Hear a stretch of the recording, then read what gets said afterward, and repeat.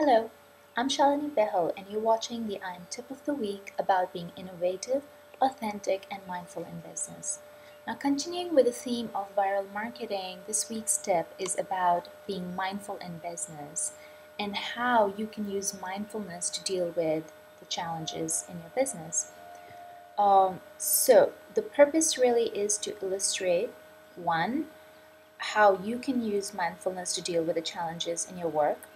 And two, there's this myth that people who have it all figured out, and yes, there are people who think I've got it all figured out, and well, I'm here to bust the myth that people who have it figured out don't go through the anxiety or stress or any kind of negative emotions. And here's the deal, we all have the same mind, which has the same tendency to do the same things, and the difference is how we deal with those thoughts. And this is where mindfulness comes in. So let me start with what does mindfulness mean to you? And I have a couple of definitions in my blog, and the way I like to think about it is really it's a conscious awareness and non-judgmental acceptance of everything that's happening inside of us and around us in the present moment. And there's now a lot of research in psychology about mindfulness, and one of the most expanded definitions of mindfulness includes 4 dimensions or aspects of mindfulness, which is what I'll be talking about today. 1, observation. 2, non-judgmental acceptance. 3, describing or clear communications. 4 is, what's the 4th one? Zoning out.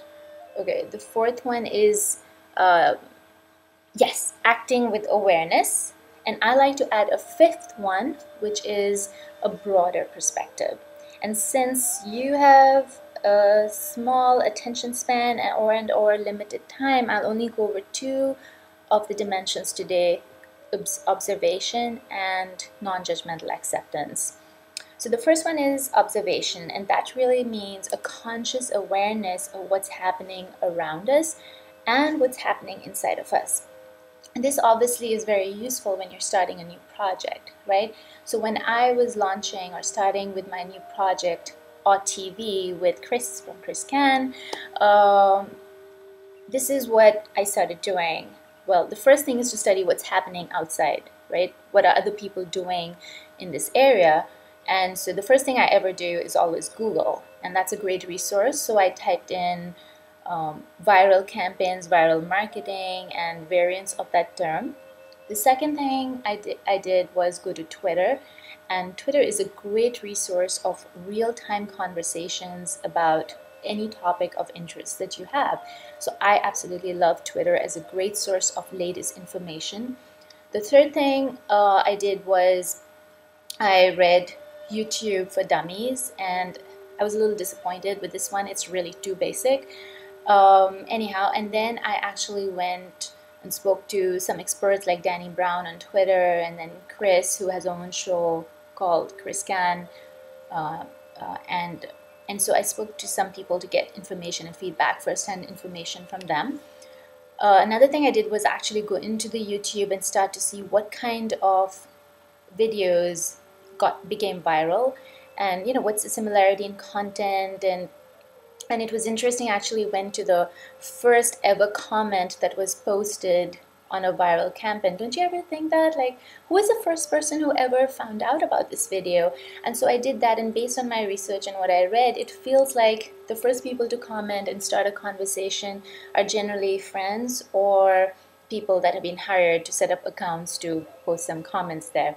Anyhow, so after looking at that, I realized that TV, which is a slightly different kind of show, will not necessarily be like viral, but I need to promote it in a way that it's targeting audiences that feel for this for the purpose of this show. And so a more relevant way of marketing it will be to connect with the right forums, online forums.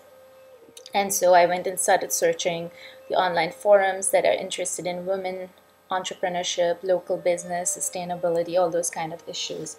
Well, after I did this research, then what I also want to speak to, which is the more interesting and juicy part, really is what was going on inside my head, right?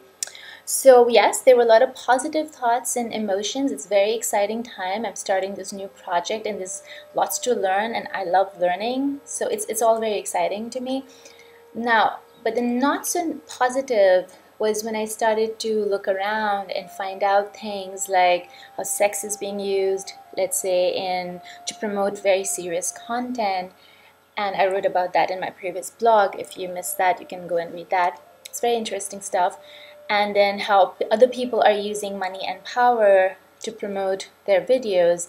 And so then I start to think, because I'm not going to be using sex and I don't have the money and power, or at least as yet, or at least in a tangible form like they do, then do I stand at a disadvantage? So all these thoughts, and I'm like, that's not fair, because I know I'm really smart and I can do this, but at the same time, like, all these people are doing this. So there's this voice inside me going, that's not fair. And then there's this other side, like, says who? You know? Everyone is doing the best that they can.